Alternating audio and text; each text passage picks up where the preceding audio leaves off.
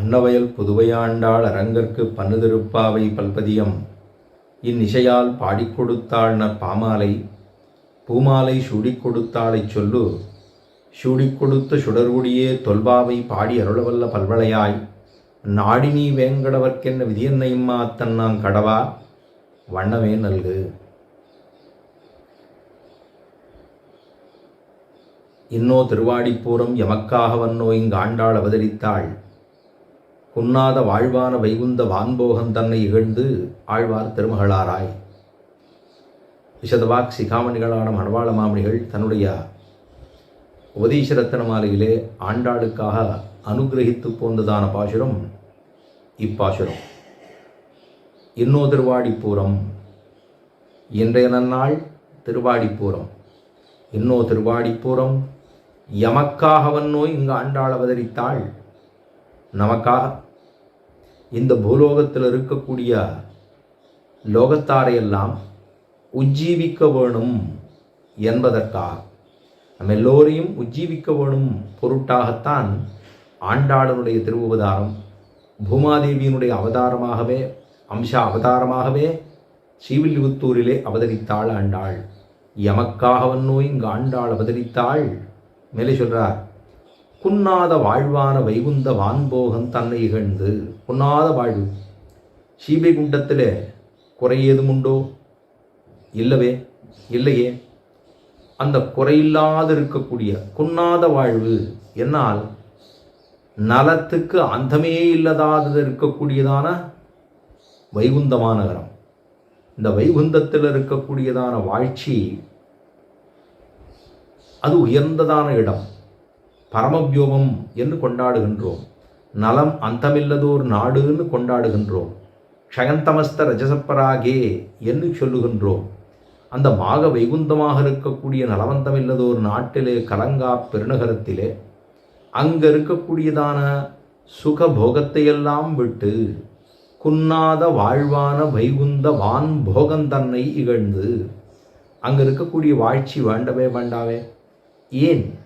நம்மை போல் இருக்கக்கூடியதான சேதனர்கள் துன்பப்பட்டு கொண்டு சம்சார கடலிலே அழுந்தி இருக்கிறார்களே, அவர்களை உஜ்ஜீவிக்கும் பொருட்டாக, அதான் எம்பெருமான் வராக பெருமானாகத்தானும் அவதரித்த நாளிலே பூமி பிராட்டி இடந்தெடுத்தானோ இல்லையோ, பாசுதூர்த்து கிடந்த பார்மகற்கு பண்டொரு நாள் மாசுடம்பின் இருவாராம் ஆனமிலாப்பன்னியாம் தேசுடைய தேவர திருவரங்கச் செல்வனார் பேசி இருப்பனகள் பேர்க்கவும் பேராவே என்று இதே நாச்சியார், அதாவது ஆண்டாள் தன்னுடைய நாச்சியார் திருமொழியிலே சாதித்துள்ளார்.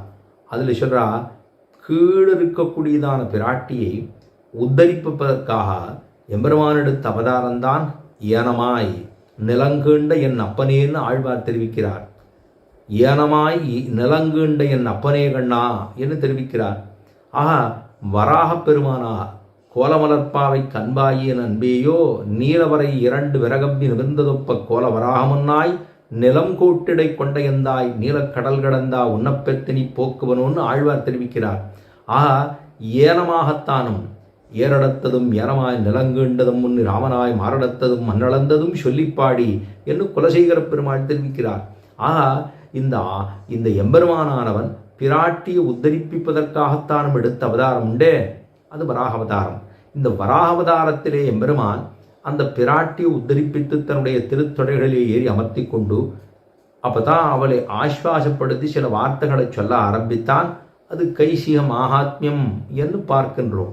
அப்போ அந்த கைசிக புராணத்திலே, இந்த கைசிக புராணத்தில் இருக்கக்கூடிய கைசிக மகாத்மியம், அந்த கைசிக மகாத்மியத்தில் என்ன சொல்றா, பிராட்டிக்கு ரொம்ப பயமாக இருந்தது. பெரியவராக இருக்கார், பெரிய மகாவராகனாக பெருமாள் தானும் அத்தனை பெரியவனாக வராக பெருமானாக எடுத்தோடனே பிராட்டிக்கு ஒரே பயமாக ஏற்பட்டது.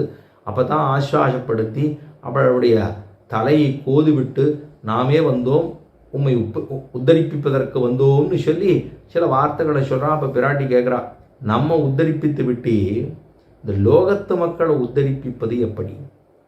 நம்ம ஒருத்தியை உத்தரிப்பிச்சுட்டா போருமா? லோகத்தில் மக்கள் எத்தனை சிரமப்படுகிறார்கள், இவர்களை எல்லாம் உத்தரிப்பிப்பது எப்படி? ஒருத்தரை பண்ணிவிட்டா போருமா? எல்லாருக்கும் நல்லது பண்ண வேண்டாமா?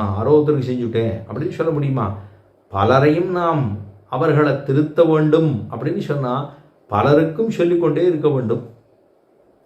அதுபோல் பிராட்டி கேட்குறா, நம்மளை உத்தரிப்பித்து விட்டு மிச்ச பேர்லாம் என்ன பண்ணுறது என்று கேட்க, அதுக்கு தான் பெருமான் சொல்லுகிறார், நம்மை வாயாலே பாடச் சொல்லுங்கோள், மனதினாலே சிந்திக்கச் சொல்லுங்கோள், தூய மலர்களை கொண்டு தொடச் சொல்லுங்கோள். போருமே, இது போருமே, தாராளமாக போருமே, இதை பண்ணால் போரும், நம்ம வந்து சேரலாம் என்று உபதேசித்தான பெருமான். ஸ்திதே மனசி சஸ்வஸ்தே சரீரே சதியோனரா தாதுசாமே ஸ்ருதே ஸ்மர்த்தா விஸ்வரூபிஞ்சமாமஜம் ததசம்பிரியமானந்து காட்ட பாஷான சன்னிவம் அகம் ஸ்மராமி மத்பக்தம் நயாமி பரமாங்கதிம் என்று பெருமாள் க்ஷிபாமி என்று சொல்லாமல் பெருமான் நயாமி பரமாங்கதிம் என்று தான் இந்த ஜீவனுக்கு இருக்கக்கூடியதான ஸ்திதி கர்ணகலேவரங்கள் போன தசையிலே அவன் சிறு வயதிலே செய்த கைங்கரியங்களை நாம் நினைத்து அவனை மீளாத இன்பத்துக்கு கொண்டு செல்கிறோம் எம்பெருமானே வார்த்தையை கொடுக்கிறான். இப்போ சரமஸ்லோகம் என்று கொள்ளுகின்றோம். அப்படி சொல்கிறதுனால ஆண்டாள் பார்த்தா, சரி நம்மளே இப்போ இது எல்லாம் சொல்லியாச்சு, அப்போ இவர்களுக்கு உபதேசத்தை பண்ண வேணுமே என்பதற்கா வைகுந்த வான்போகம் தன்னை இகழ்ந்தாள். சரி, அது சம்ஸ்கிருதத்தில் வராபுராணம் சொல்லியிருக்கு. இப்போ நம்ம இவாளுக்கெல்லாம் சொல்லணும்னா நம்ம தெற்கு பக்கத்தில் போய் திராவிட பாஷையிலே சில உபதேசங்களை பண்ண வேணும், இந்த லோகத்து மக்களுக்கு புரிய வைக்க வேணும், நாம் யார் என்பது தெரிய வேண்டும், இவர்களுக்கும் எம்பெருமான் மேலே ஆசை ஏற்பட வேண்டும், அவனை போய் சேர வேணும் என்கிற ஆர்த்தி ஏற்பட வேணும். அப்படிங்கிறதுக்காகத்தானும் வைகுந்தவான் போகன் தன்னை இகழ்ந்து என்ன பண்ணுடா, ஆழ்வார் திருமகளாராய் ஆழ்வாருடைய திருக்குமாரத்தியாகத்தானும் அவதரித்தாள். அவள் போன பாஷத்தில் என்ன சொன்னா, நாராயணனே நமக்கே பறை தருவான் என்று சொல்லிவிட்டாள். பிராப்தத்தையும் பிராபகத்தையும் சங்கிரகமாக சொல்லி போந்தாள். பறை அப்படின்னு சொன்னால் பிராப்தஸ்வரூபம், நமக்கே நாராயணனே நமக்கே பறை தருவான் அப்படின்னு சொன்னால் பிராபகஸ்வரூபம். ஒரு இடத்த கொடுக்க போகிறது, அடைவிக்கும் பொருள், அடைவிக்கப்படும் வஸ்து, அதாவது அடைவிக்கிற பொருள். எதை அடைய போகிறோம், அடைய போகிறோம்னா ஒரு விஷயத்தை அடைய போகிறோம் அப்படின்னு சொன்னோம்னா அடைவித்து என்ன செய்ய போகிறோம். அப்போ நாராயணன் தான் கொடுக்கணும், அவனே தான் பறை கொடுக்கணும், அவனே பிராப்பியம், அவனே பிராபகமும்.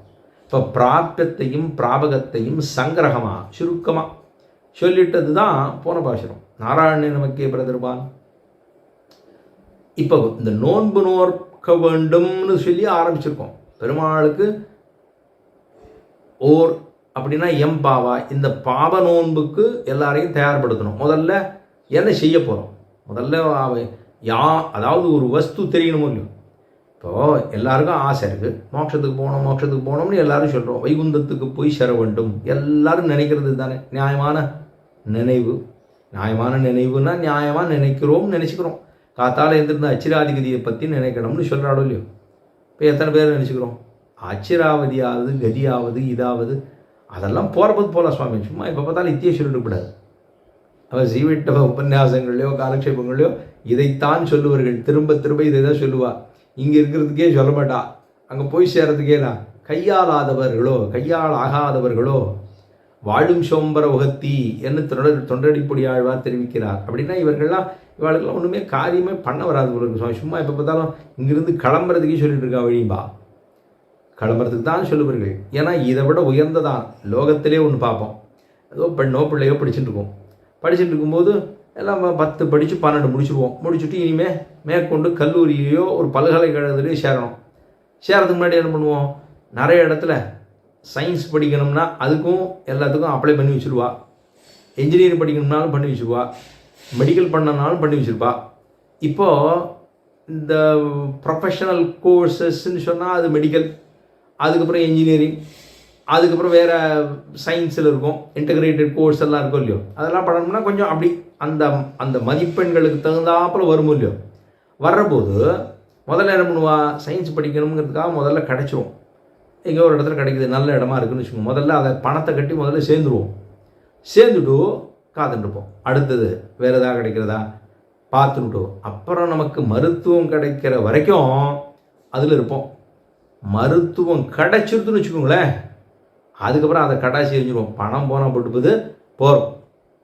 அது இப்போ இதை படிச்சுட்டு அதுக்கப்புறம் மேலே படித்து முனைவர் பட்டம் வாங்கி அதை வாங்கி இது பண்ண மருத்துவம் படிக்கணுங்கிற ஆசை வந்திருக்கு. அது உயர்ந்த நோக்கு. இந்த உயர்ந்த நோக்கு போகிறதுக்கு எனக்கு முதல்ல கிடைச்சிருமா கிடைக்காதாங்கிறது தெரியலையோ இல்லையோ. அப்போ என்ன பண்ணுவோம், இது வந்துடுத்தா அப்படின்னு உடனே அது சேர்ந்துருவோம். சேர்ந்த உடனே அதுக்கப்புறம் மேலே அது கிடைச்சிருத்துன்னு உறுதி ஆயிடுத்து, இதெல்லாத்தையும் உதறி தள்ளிடுறோம். விடுமின் முத்தம் விடு செய்தினும் உயிர் விழுடையான விடு சிம்மினேன்னு ஆழ்வார். இது வரைக்கும் பத்தாததெல்லாம் பத்துங்கோ, இது வரைக்கும் பத்திருக்கிறதெல்லாம் விடுங்கோன்னார்.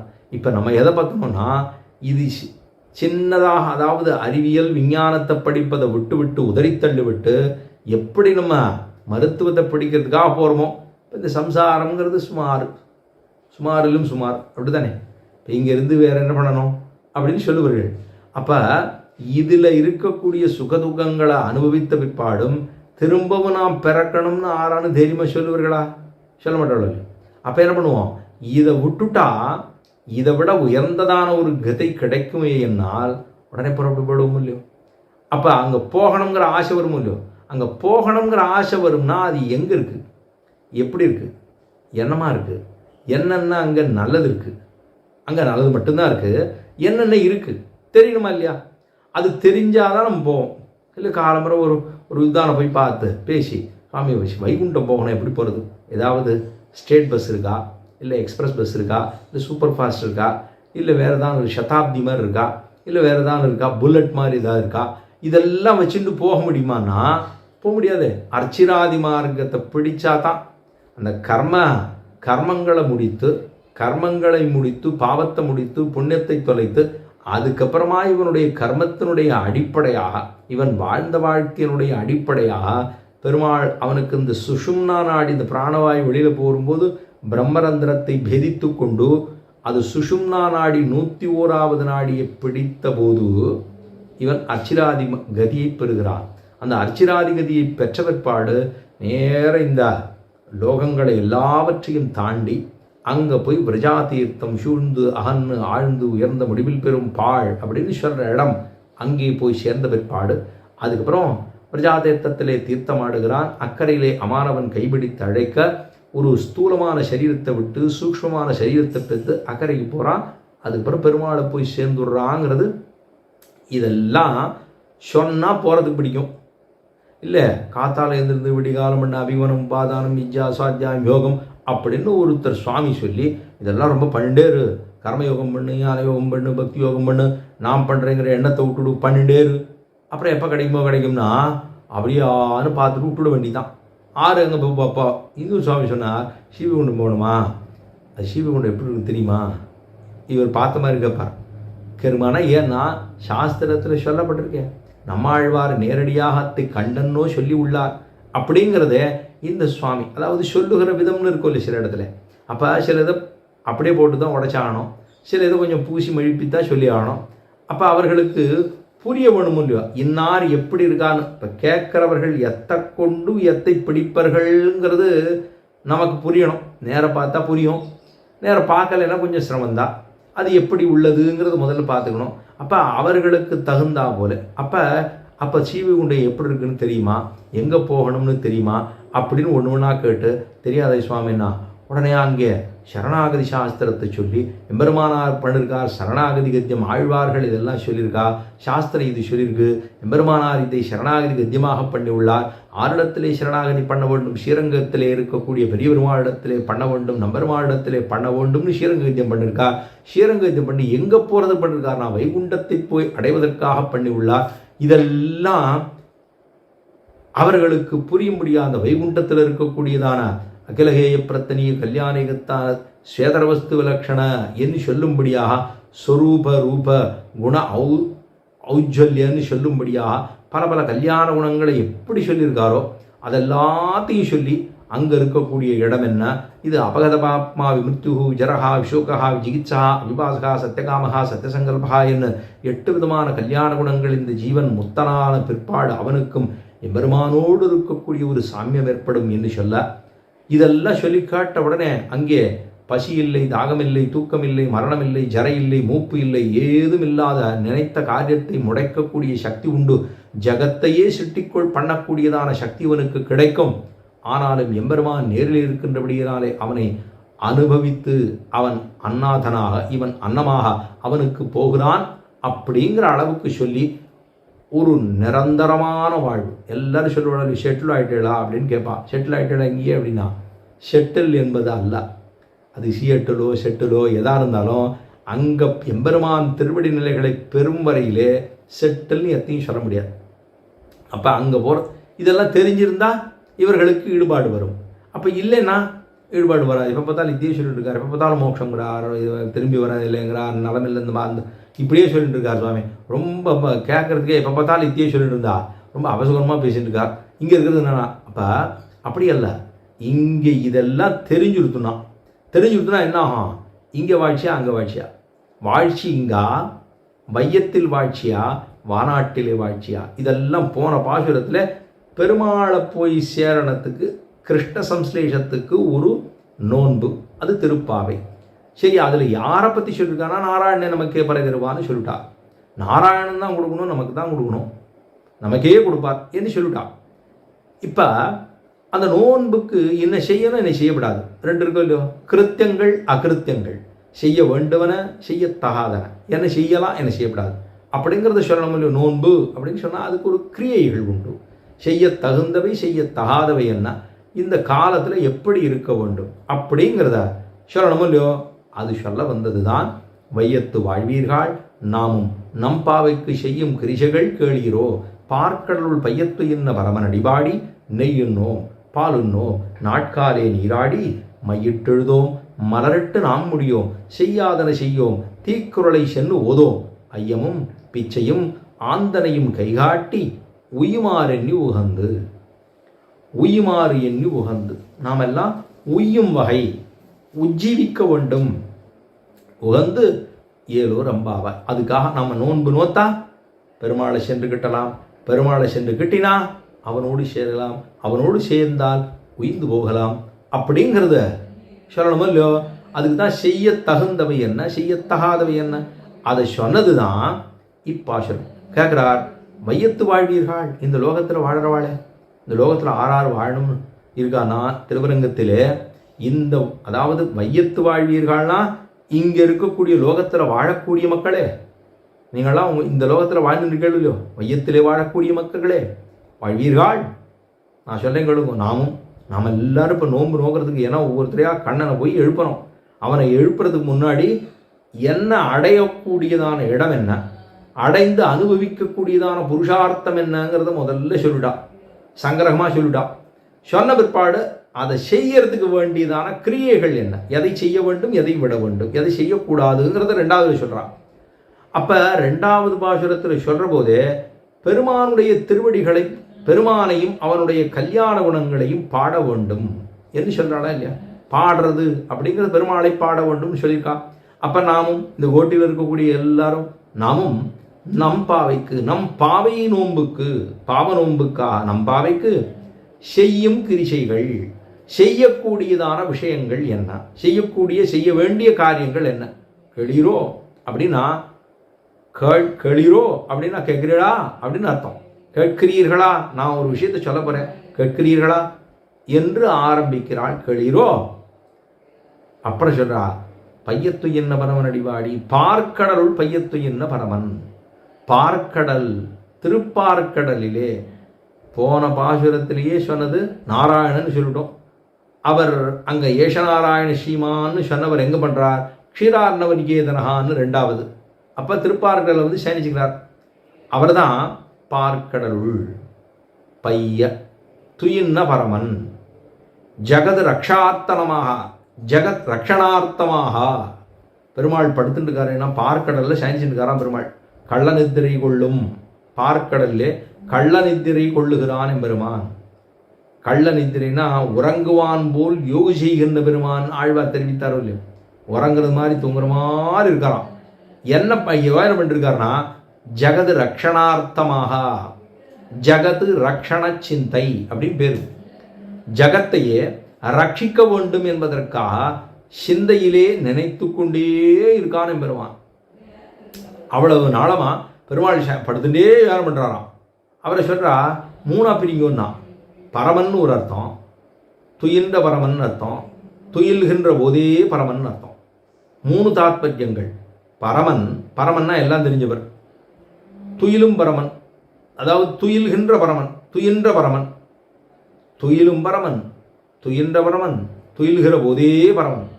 அப்படின்னா எப்போதுமே எல்லாமே தெரியும் அவருக்கு. எல்லா காலத்திலும் எல்லாம் அறிந்தவனாக இந்த சொல்ல முடியும். எல்லாம் தெரிஞ்சிருக்கு சுவாமி. அவர் ஆம்னி பொட்டன்ட் அப்படிங்கிறா, ஆம்னீஷியன்ட் அப்படின்னு சொல்கிறா.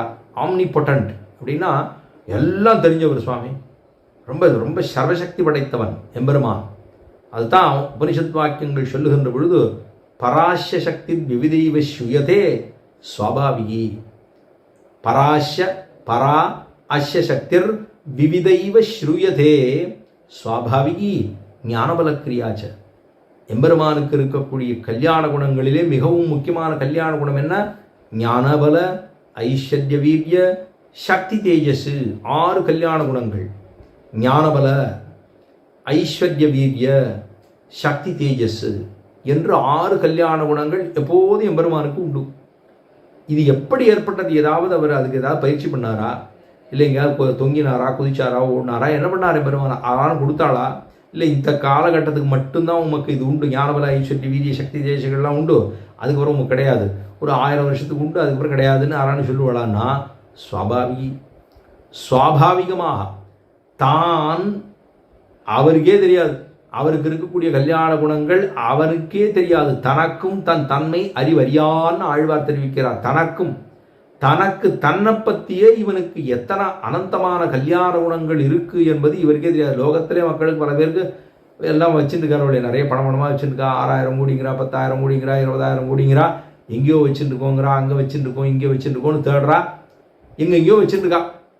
பணத்தெல்லாம் வச்சுருக்காளோ இல்லையோ. அப்போ பணத்தில் வச்சுருக்கிறவாளுக்கு எங்கே இருக்குன்னு அவர்களுக்கே தெரியல. அவள் வச்ச பணம் அவளுக்கு தெரியல. இப்போ லோகத்திலே மக்களுக்கு தெரியாமல் இருக்கும்னா எம்பெருமானுடைய கல்யாண குணங்கள் பிரசங்காது தான் விண்ணப்பம் பண்ணுறேன். லோகத்தில் இருக்கக்கூடிய அனந்தமான எம்பெருமானுக்கு இருக்கக்கூடிய அனந்தமான கல்யாண குணங்கள் அவனுக்கே தெரியாது. அப்போ அவனுக்கு இருக்கக்கூடிய கல்யாண குணங்களோ விபூதியோ எல்லாம் சுவாபாவிகம். அவனுக்கு சுவாபாவிகமாக நியமன சாமர்த்தியம் இருக்கக்கூடியதான ஈஸ்வரத்வம்னு சொல்லப்படுகிறதான அந்த கல்யாண குணம் எம்பெருமானுக்கு உண்டு. அவன் தான் ஜகத் ரக்ஷணார்த்தமாக ஜகத் ரக்ஷண சிந்தையோடு தானும் பார்க்கடலிலே. ஏன்னா ஞானபலன்னு சொன்னால் அழிக்கிறது, லோகத்தை அதாவது முதல்ல அழிக்கிறது, அப்புறம் படைக்கிறது, அப்புறம் காக்கிறது. இந்த கிரமத்தில் படைத்தல், அதாவது முதல்ல அழித்தல், அப்புறம் படைத்தல், அப்புறம் காத்தல். அப்போ ஞானபலன்னு சொன்னால் அழிப்பதற்கு வேண்டியதான கல்யாண குணங்கள். இந்த லோகத்தை அழிக்கணும்னா ஞானபலம் வேணும். அப்புறம் ஐஸ்வர்ய வீரியம் வேணும். எதுக்கு வேணும் அப்படின்னா படைப்பதற்கு வேண்டும். சக்தி தேஜசி என்பது எதற்கு வேண்டும் என்னால் ரட்சிப்பதற்கு வேண்டும். அப்போ இந்த கிரமத்தில் தான் ஜகத் ரக்ஷணார்த்தமாக எம்பெருமான் சயனித்து கொண்டிருக்கிறானே பார்க்கடல்லே. துயிலும் பரமன், துயில்கின்ற பரமன், துயிலும் போதே பரமன். எல்லா நேரத்திலையும் எல்லா காலத்திலும் எம்பெருமானுக்கு இந்த உலகத்தில் நடக்கக்கூடிய அத்தனை விஷயங்களும் எம்பெருமானுக்கு தெரிகிறதோ இல்லையோ. அதுதான் பார்க்கடலுள் பையத்து என்ன பரமன். பரமன் அப்படின்னா எல்லாம் தெரிஞ்சவர்னு அர்த்தம். பரமன், பரமனுடைய அடிபாடி, பரமனுடைய திருவடிகளை பாட வேண்டும். எம்பெருமானுடைய திருவடிகளை பாடிக்கொண்டே இருக்க வேண்டும். ஏன் பாடுறதுங்கிறது? வாயினாலே பாட வேண்டும், மனதாலே சிந்திக்க வேண்டும், தூய மலர்களை கொண்டு தொழ வேண்டும். நாராயண நமக்கே பிரதர்வான்னு முதல்ல சொன்னது பிராப்தியத்தின் பிராபதி சொல்லிட்டா. இப்போ 2வது பாசுரத்துலேருந்து என்ன செய்யணும் என்ன செய்யப்படாது அப்படின்னா செய்யணுங்கிறதுல பாட வேண்டும். யாரை பாடணும் அப்படின்னா ஏதோ வாய்க்கு வந்ததை பாடுறதா, வாய்க்கு வந்தது சொல்கிறதானா? இல்லை, பரமனுடைய திருவடியை பாட வேண்டும். 6 கொடுப்பர்களோ யாராலே கொடுக்க முடியுமோ உய்யுமாறு எண்ணி உகந்துன்னா உய்யும் வகை செய்யக்கூடிய ஒருவனை பாட வேண்டும். அந்த உய்யும் வகை செய்யக்கூடிய ஒருவனாரு அப்படின்னா பரமன். இந்த பரமன் எங்கே இருக்கார் அப்படின்னா பார்க்கடவுள் இருக்கார். என்ன பண்ணிருக்கார்? தூங்கிட்டு இருக்கார். என்ன தூங்குறார்னா தூங்குறார், தூங்கிட்டு இருக்கார், தூங்கினார். துயிலும் பரமன், துயில்கின்ற பரமன், துயிலும் போதே பரமன்னா அப்படித்தான் பெருமாள் க்ஷீரார்ணவனிகேதனாகத்தானும் எம்பெருமான் உள்ளானேன்னா அப்படித்தான் இருக்கார். திருவரங்கத்திலும் எம்பெருமான் அப்படியே உள்ளான். ஏன்னா பெருமாளே தோன்றின பெருமாளே பார்க்கடல்ல தான். திருப்பார்கடலை குமிழியாக வந்து அங்கே தான் எம்பெருமானே தோன்றினான். திருவரங்கத்து எம்பெருமான் தோன்றினதே அங்கே தான். அப்போ இவரும் அந்த திருப்பார்கடலுக்கு போனால், ஏன்னா நம்ம இந்த நில உலகிலே சேவிக்க முடியாது, நில உலகில் சேவிக்க முடியாத ஒரு திவதேசம்னா அது திருப்பார்கடல். பரவதத்துக்கு போயிடுவோம், ஆனால் திருப்பார்கடல் போவோமாங்க தெரியாது. ஆனால் திருப்பார்கடல் ஆறு போகிறான்னா அந்த ரிஷிகள் போகலாம், முனிவர்கள் போகலாம், இந்திராதிகள் போகலாம். இவாளெல்லாம் போய் என்ன பண்ணுவான்னா, எனக்கு ராஜ்யம் போய் பறித்து கொடுக்குறியா, எனக்கு சக்தியெல்லாம் போய் திரும்ப கொடுக்குறியா, எனக்கு அமிர்தம் வேணும் ஏதாவது கடைஞ்சி கொடுக்குறியா அப்படின்னு கேட்பதற்காக போகக்கூடிய இடம் அதுதான். அங்கே போனால் என்ன கிடைக்கும் அப்படின்னா, ஐஸ்வர்யார்த்திகளாக போனால் அவர்களுக்கு வேணுமதை பெருமாள் கொடுக்கிறான். ஐஸ்வர்யார்த்திகள்லாம் எனக்கு அது வேணும் இது வேணும் இது வேணும் அது வேணும்னு போகிறோமோ இல்லையோ, பெருமாள்கிட்ட போகிறோமோ இல்லையோன்னா போகிறதில்லை. ஆனால் சில பேர் போகிறோமோ இல்லையோ, அப்போ போனோம்னா எனக்கு இது வேணும், ஆரோக்கியம் வேணும், ஐஸ்வர்யம் வேணும், எல்லாம் வேணும்னு சொல்கிறோமோ இல்லையோ, அது கொடுக்கறதுன்னு கேட்டால் அதுக்கு என்ன பேர்? கூப்பாடு போடுறதுன்னு பேர். கூப்பாடு போடுறதுன்னா கூப்பிடு கேட்கும் இடம் அப்படின்னு சொல்கிறான். பாட்டு கேட்கும் இடம்னு சொன்னால் ஸ்ரீவைகுண்டத்தை, ஏன்னா சாமகாலத்தில் பாடிட்டே இருப்பா. கூப்பிடு கேட்கும் இடம்னா புகார் கொடுத்துட்டே இருப்பா. எனக்கு அது போச்சு இது போச்சு, ராஜ்யம் போச்சு, பரம் போச்சு, சக்தி போச்சு, அது போச்சு இது போச்சு, இதெல்லாம் வாங்கி கொடு. அப்படி இருக்கிற இடம் தான். அப்போ என்ன அர்த்தம்? சௌஹார்தம்னு பேர். சௌஹார்தம்னா என்ன? நல்லது செய்வது. யாருக்கு அப்படின்னா, வியூகமாகத்தானும் சயன திருக்கோலத்தில் இருக்கக்கூடிய கள்ள நித்திரை கொள்ளக்கூடியதான உறங்குவான் போலே யோகி செய்து கொண்டிருக்கக்கூடிய எம்பெருமான் இந்த உலகமே நன்னாக இருக்க வேண்டும், ஜெகத்தை ரட்சிக்க வேண்டும் என்பதற்காக ரக்ஷணார்த்தமாகத்தானும் சிந்ததன்னுள்ளே சிந்தையிலே கொள்ளுகின்றானே எம்பெருமான். அதுதான் பார்க்கடவுள் பையத்து என்ன பரமன் அவனுடைய திருவடியை பாடி அவனுடைய திருவடிகளுக்கு மங்களாசாசனம் பண்ணி பார்க்கடவுள் பையத்து என்ன பரமனடி பாடி. இப்போ இது செய்ய வேண்டியது, பெருமானுடைய திருவடி நிலைகளை பாட வேண்டும்ங்கிறது செய்ய வேண்டியது, செய்ய தகுந்தவை. இது இப்போ செய்ய தகுந்தவ குறைச்சலாக இருக்கா, செய்ய தகாதவ குறைச்சலாக இருக்கான்னு பார்த்தா, செய்ய தகுந்தவை செய்ய வேண்டியவைங்கிறது குறைச்சலாக இருக்குது. எப்போதுமே பாசிட்டிவ் ஒரு மனுஷர் இருக்கார், அவருக்கு பாசிட்டிவ் நிறைய இருக்கா, நெகட்டிவ் நிறைய இருக்கான்னா ரெண்டாவது சொன்னது தான் நிறைய இருக்கும். பொதுவாக சுவாமி அவர்கிட்ட கண்டுபிடிச்சி ஏதாவது நல்லது சொல்லுமே அப்படின்னோம்னா நம்ம தேடி கண்டுபிடிக்கணும். அது பெருமாள் தான் பண்ணுவார். ஒன்றை பத்தாக்கி கொண்டுன்னு எம்பெருமான் மட்டுமே பண்ணுவார். இல்லை மடிமாங்காயிடுதல்னு பேர். ஒருத்தன்ட்டே அவன் நல்லவனாக இருக்கான், அவனை கெட்டவன்னு மாற்றணும். அதுக்காக என்ன பண்ணுவான்னா, மாங்காய் தோப்பு கொல்லைக்கு கூட்டின்னு போய் அவன் ஒன்றுமே எடுத்துருக்க மாட்டான், அவனோட பையில் 2 மாங்காயை போட்டு மாங்காயை திருடிட்டான்னு சொல்கிறது. இப்போ பெருமாள் அது மாதிரி தான் நம்மளெல்லாம் நல்லவனாக மாற்றுறார். எப்படி மாற்றுறாருன்னா, இவன் பேரே சொல்ல மாட்டான், பெருமாள் திருநாமத்தே சொல்ல மாட்டான், பெண்ணை எங்கேயோ கல்யாணம் பண்ணி கொடுத்துருந்தேன் திருமாரன் சொல்ல மாட்டேன்னு சொல்லிவிட்டானா, இவன் ஊர் நான் இருக்கிற வாசஸ்தானத்தை சொல்லி விட்டான் அப்படின்னு பெருமாள் நல்லது எழுதிக்கிறாராம். அதே போல் இவன் மாட்டை துரத்தின்னு அடிக்க போகிறான், பாவச் செயல் பண்ணக்கூடாது. அது பெருமாள் சன்னதியை சுற்றி போகிறது, இவனும் சுற்றி வந்தான், அதுவும் அப்பிரதட்சணமாக சுற்றி வந்தான், அதை பெருமாள் எழுதிவிட்டார், என்னுடைய கோவிலை சுற்றி வந்தான். இது நல்லதா? இல்லையோ. ஆனால் அவர் எடுத்துக்கிறார். இப்போ நல்லது நிறைய இருக்கா இல்லை கெட்டது நிறைய இருக்கான்னு பார்த்தோம்னா கெட்டது தான் நிறைய இருக்குது. இப்போ பார்க்கடவுள் பையத்து என்ன பரவனடியை பாட வேண்டும், நல்லது செய்ய வேண்டியது. செய்ய தகாதது என்னன்னா, நெய் சாப்பிட மாட்டோம், ஏன்னா நோன்பு இருக்கும், நெய் சாப்பிட மாட்டோம். இப்போ மருத்துவர்கள்லாம் சொல்கிறாடோ இல்லையா, அது சாப்பிடாதங்கோ, எது எடுத்தாலும் எதுவுமே சாப்பிடாதங்கோ, சாப்பிட வேண்டாம், வெறும் பார்த்துட்டே இருங்கோ, பார்த்தாலே உங்களுக்கு சர்க்கரையெல்லாம் ஏறிடும், சில வஸ்துக்கள் நீங்கள் பார்க்காதவங்கோ, கண் அந்த பக்கமே போகக்கூடாது அப்படின்னு சொல்கிறாளா இல்லையா. இப்போ நெய் உண்ணுவோம்னு சொல்லிட்டான், நெய் சாப்பிட மாட்டோம், போகப்பொருளோ இல்லையோ அதை சாப்பிட மாட்டோம், நெய் உண்ணுவோம். இது செய்யக்கூடாதன. நெய் உண்ணுவோம், பால் சாப்பிட மாட்டோம். ஏன் பால் சாப்பிட மாட்டோம்னா, கிருஷ்ணம் பிறந்தாச்சு, அதுக்கப்புறம் பால் எங்கேருந்து கிடைக்குங்க? அதாவது 4வது வர்ணத்தில் இருந்தவர் ஒரு வீட்டில் கண்ணுக்குட்டி இருந்துதான். அது சொல்லித்தான், ஒரு பிராமணர் வீட்டில் இருக்கக்கூடிய ஒரு கண்ணுக்குட்டியை பார்த்து சொல்லித்தான், எனக்கு எப்போ பார்த்தாலும் பால் கிடைக்கிறது, அதாவது எனக்கு பால் கிடைக்கிறது அப்படின்னு சொல்லித்தான். ஏன்னா தாயிட்ட பால் குடிக்கிறதுக்கு விட்டுறான்னா. இந்த பசுமாடு சொல்லித்தான், எனக்கு கொஞ்சம் நேரம் காலம்பரை கொஞ்சம் போய் கொடுப்பா, அந்த கண்ணுக்குட்டி அதாவது தாய்கிட்ட கொடுப்பா, போய் பால் சாப்பிடுவேன், சாப்பிட்டு திரும்ப தனியாக கட்டி போட்டுவிடுவா, கொஞ்சம் நேரம் தான் எனக்கு பால் கிடைக்கும்னு சொல்லித்தான் அந்த பசுமாடு, அந்த கண்ணுக்குட்டி. 3வது வைசியர் வீட்டில் இருந்த மாடு சொல்லித்தான், எனக்கு தாய்ப்பாலே தெரியாதுன்னு தான் ஐதீகத்தை சொல்லியிருக்கா. அதாவது ஒரு சாதுர்வர்ணியத்தில் இருக்கக்கூடிய ஒரு வீட்டில் இருக்கக்கூடிய மாடு, அது ஹாஸ்யமாக, அதாவது அந்த மாடு சொல்லித்தான் எனக்கு கொஞ்சம் நேரத்துக்கு விடுவா, அதுக்கப்புறம் இருக்காது என்று சொல்லியிருக்கு. அதாவது எனக்கு பால் கொடுக்க மாட்டா.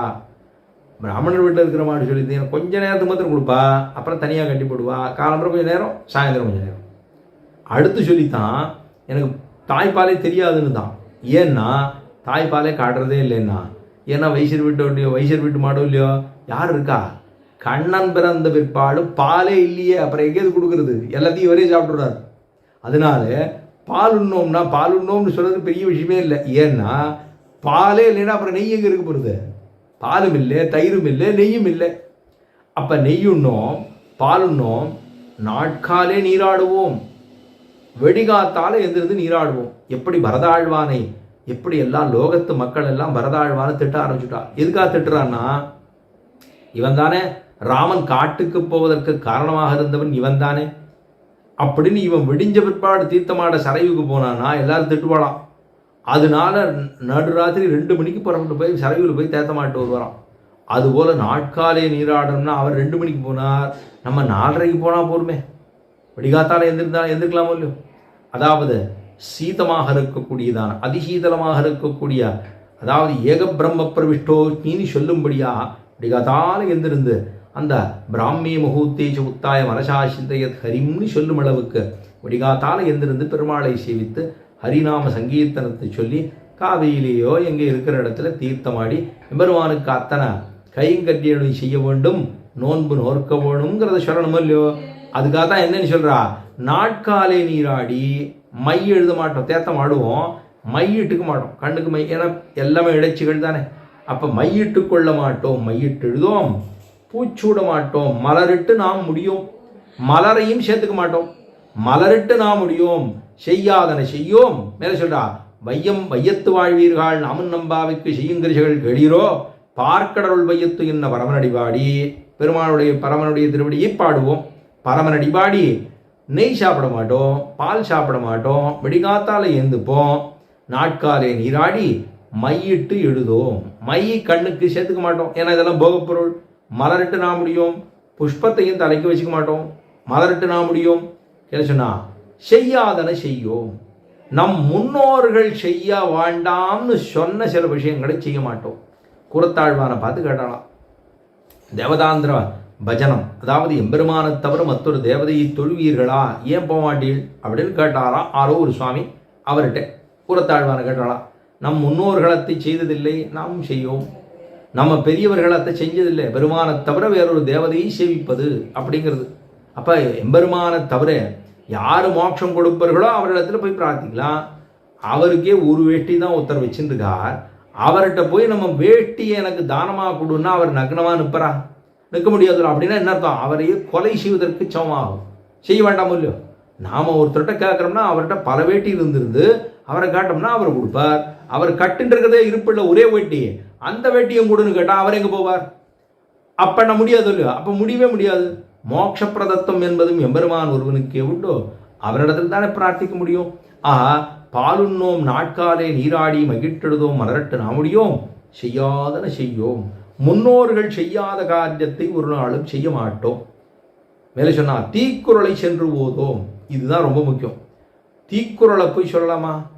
குரல்னு குரலாக இருக்கக்கூடிய, குரல் உருவாக இருக்கக்கூடிய எம்பெருமானை குரலை சென்று ஓதுவோம், அதாவது குரலை சென்று ஓதுவோம்னு இருக்கணும்.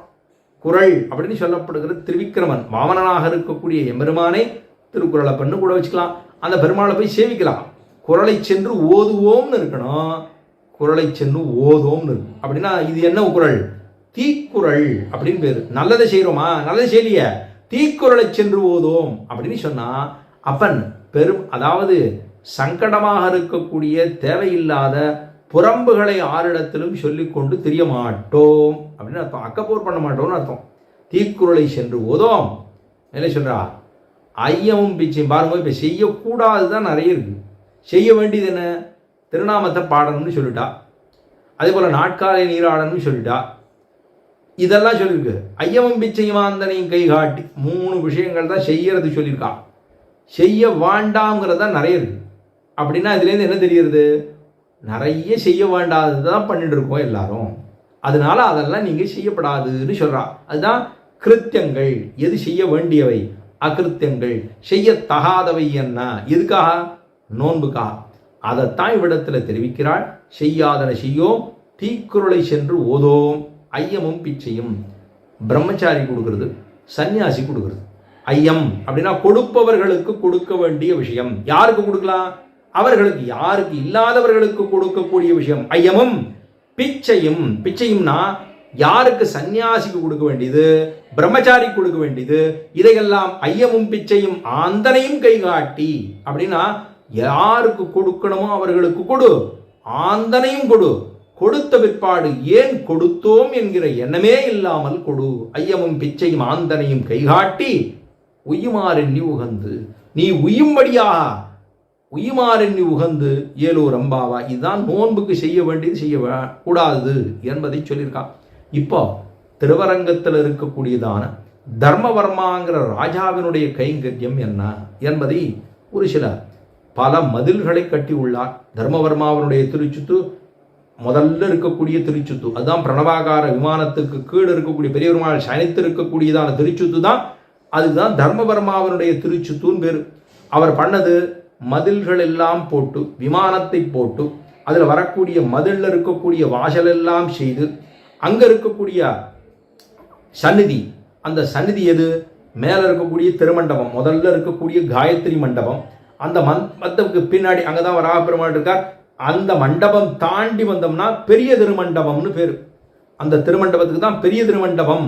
மணவாள மாமனிகள் தானும் தன்னுடைய அதாவது ஸ்ரீசேர் அதாவது திருவாய்மொழி காலக்ஷேபம் பண்ணதுன்னு சொல்ல முடியும். அந்த மண்டபத்துக்கு சந்தன மண்டபம், இன்னைக்கு சொல்றது சந்தனு மண்டபம்னு போட்டிருக்கா. சந்தனு மண்டபம் இல்லை, சந்தனு மகாராஜாவுக்கு இவருக்கு சம்பந்தம் இல்லாத ஒரு மண்டபம் தான் அது. அப்போ முதல்ல இருக்கக்கூடிய தர்மவர்மாவனுடைய திருச்சுத்து தர்மவர்மாங்கிற ராஜா பண்ணது. அதுக்கப்புறம் திருவண்ணாழி பிரதட்சணம், திருவண்ணாழி மதில்கள் இதெல்லாம் பண்ணது. கோபுரத்தை பண்ணது, மதிலை பண்ணது, அதில் வரக்கூடிய வாசல் காப்பு இதெல்லாம் பண்ணது, தூண்களை பண்ணது. அதுக்கப்புறமாக இருக்கக்கூடிய காயத்ரி மண்டபம் முடிஞ்சு துவாரபாலகர்கள் இருக்கக்கூடியதான விடத்திலே அங்கே இருக்கக்கூடிய மண்டபத்துக்கு பெரிய திருமண்டபம். கருடன் இருக்காரோ இல்லையோ, கருடன் உள்ளுக்குள்ளே வந்தவொடனே கருடன் இருக்கார். அங்கே தான் கீழப்படி என்ன மேலப்படி என்னன்னு 2 படிகள். பெருமானுடைய திருவடி பார்ஷத்தில் இருக்கக்கூடியது கீழப்படி, அதுக்கு அண்ணண்ட இருக்கக்கூடியது தான் கிளிமண்டபம்னு சொல்லுவோம். அது கிளிமண்டபம்னு சொல்லுவோம். ரேவதி மண்டபம் என்பது அங்கே கிருஷ்ணருடைய சன்னிதி உண்டு. அதுக்கு முன்னாடி இருக்கக்கூடியதுதான் சேரகுலவல்லி நாச்சியார் உள்ளுக்குள்ளே போய் சேவிக்கலாம். அந்த பக்கம் போகும்படியாக இருக்கக்கூடிய மண்டபத்துக்கு அங்கே இருக்கக்கூடிய மண்டபம் அர்ஜுன மண்டபம் அப்படின்னு பேர். அர்ஜுன உற்சவம் நடக்கிறதோ, பகல் 10 நடக்கிறதோ இல்லையோ அது. ஆக இந்த துவாரபாலகர்கள் முடிந்த பிற்பாடு இருக்கக்கூடிய திருமண்டபத்துக்கு பெரிய திருமண்டபம் இதெல்லாம் கட்டது யாரு? அந்த ராஜா கட்டினா, தர்மவர்மாங்கிற ராஜா கட்டி சென்றான். அப்புறம் அதுக்கப்புறமாக மேலே செய்தது, அதுக்கப்புறம் திருநடை மாளிகை இதெல்லாம் பண்ணிருக்காங்க. திருநடை மாளிகை, அழகிய மணவாளன் இருக்கக்கூடிய திருமண்டபம், பல திருமண்டபங்களை இந்த ராஜா தர்மவர்மா ராஜா தான் பண்ணியிருக்கார். பல திருமதில்களையும் கோபுரங்களையும் சேனமுதலியாருடைய சந்நிதி அதுதான் பண்ணிருக்க. சேனமுதலியார் சந்நிதினா அது உள்ளுக்குள்ள இருக்காரோ இல்லையா? ஏன்னா வையத்து வாழ்வீர்கள்னு சொல்ற இடத்துல, அதாவது அச்சுவ பெருணும் வேண்டேன்னு தொண்டரடிப்புடி ஆழ்வாரு எனக்கு அங்கே போகிறதுக்கு ஒன்றும் அப்படி ஒன்றும் இல்லைன்னு சொல்லி முடிச்சுட்டார். பாவுனான் நெத்திரகச்சதின்னு சொல்லும்படியாக ஆஞ்சநேயரும் இல்லைன்னு சொல்லிட்டார், வாண்டாம் போகலன்னு சொல்லிட்டார். இதெல்லாம் அவர்களுக்கு இருந்தது. அவர்கள் இங்கேயே இருந்து கொள்ளுகிறோம், எங்கெல்லாம் ராமநாமம் சொல்லப்படுகிறதோ அங்கேயே இருக்கேன்னு சொல்லி முடிச்சார். அப்போ அவர்கள்லாம் வையத்தில் வாழக்கூடியவர்கள் இங்கேயே இருந்திருக்கிறோம். திருப்பானாழ்வாரி என் அமுதினை கண்ட கண்கள் மற்றொன்றினை காணாவேன்னு சொல்லி முடிச்சார். அப்போ இவர்கள்லாம் இங்கே இருக்கணும்னு நினச்சா, அப்போ அந்த இடத்துல இருக்கக்கூடிய பெருமானுடைய திருவடிக்கு முன்னாடி இருக்கக்கூடியதான அந்த மண்டபத்திலே சேனமுதலியாருடைய விசக்ஷேனர் இருக்கார், விபீஷண ஆழ்வான் இருக்கார், ஆஞ்சநேயர். அப்போ 3 பேரும் இருக்கக்கூடியதான அந்த இடத்தை கண்டது. விமானம், அதுக்கு மேலே சேனமுதலியார்கள் அதுக்கு இருக்கக்கூடிய கோயிலும் விமானமும், அதுக்கு வடக்கு புறத்தில் இருக்கக்கூடிய திருமதல், அதாவது வடக்கு வாசலுக்கு மேலே இருக்கக்கூடிய கோபுரண அதெல்லாமும், இந்த சந்திரபுஷ்கரணியில் இருக்கக்கூடிய திருமண்டபம் அதாவது ஆஸ்தான மண்டபம் இதெல்லாம் பண்ணது ஆறுன்னா தர்மவர்மாங்கிற ராஜாதான் இதையெல்லாம் செய்து போந்தான். அந்த தர்மவர்மாவனுடைய கைங்கரியம், அதுக்கு தான் தர்மவர்மாவனுடைய திருச்சுத்து அப்படின்னு சொல்கிறோம். ஆஹா, இந்த நாளில் இந்த வையத்து வாழ்வீர்கள்னு சொல்கிற இடத்துல இங்கே வாழணும்னு ஆறு இருக்கான்னா பல பேர் வந்திருக்கலாம். அதிலே என் அமுதினை கண்ட கண்கள் மற்றொன்றினை காணாவேன்னு சொன்னவரான திருப்பானாழ்வார் வேற பலமே சொல்லாமல் போயிட்டார் இல்லையோ. எந்த பலமும் சொன்னாரா? ஒரு பலமும் சொல்லலை. பெருமாள் பாசுரங்களை 10 பாசுரத்தை சொல்லி பரமானந்தத்தை பெற்றாருங்கிறது பிராப்தம் அவருக்கு. அதே போல தொண்டரடிப்புடி ஆழ்வார் அச்சுவரணும் வேண்டேன்னு சொன்னவர். அதே போல ஆஞ்சநேயரும் ஸ்னேகோமே பரமோராஜன்னு தொயிரிட்டம் பிரதிஷ்டதா பக்திஷ்ய நியதா வீர பாவோ நானியத்த கச்சதி என்று எனக்கு வேண்டாம், இங்கே இருக்கக்கூடிய ராமநாமத்தை சொல்லிக்கொண்டு எங்கெல்லாம் ராமநாமம் சொல்லப்படுகிறதோ அங்கேயே இருப்போம் அப்படின்னு சொல்லி எனக்கு அங்கே வைகுந்த வாழ்ச்சியே வேண்டாம் என்று தவிர்த்தவர் அப்படிங்கிற பெருமை அவர்களுக்கு உண்டு. அப்போ வையத்திலே வாழ்ச்சியா வானாட்டிலே வாழ்ச்சியானா, வானாட்டில் கல்யாண குணங்கள் விகசிக்காதாமே, இங்கே தான் கல்யாண குணங்கள் விகசிக்கும் என்பதாலோ என்னவோ அவர்களெல்லாம் இங்கேயே இருக்க ஆசைப்பட்டார்கள்ங்கிறது நிச்சயம். அதனால உயுமாரெண்ணி உகந்துங்கிற பாசுரத்தில் இருக்கக்கூடிய அர்த்தங்களை இந்த தர்மவர்மாவனுடைய, அதாவது இங்கே திருவரங்கத்தில் இருக்கக்கூடிய அடுத்ததாக தர்மவர்மாவனுடைய கைங்கரியமாக என்ன செய்து போந்தான் என்பதை இவ்விடத்தில் விண்ணப்பம் பண்ணியிருந்தேன். மேலே சொல்ல வேண்டிய அர்த்தங்களை அடுத்த நாள் பார்ப்போம். ஸ்ரீமதே ரமஜாமாத்ரு முனீந்திரா மகாத்மனே ஸ்ரீ ரங்கவாசினே உயாது நித்தியஸ்ரீ நித்தமங்கலம்னு சொல்லி அமைகிறேன். க்ஷமிக்க பிரார்த்திக்கிறேன். ஆழ்வார் எம்பெருமானார் ஜெய திருவடிகளே சரணம்.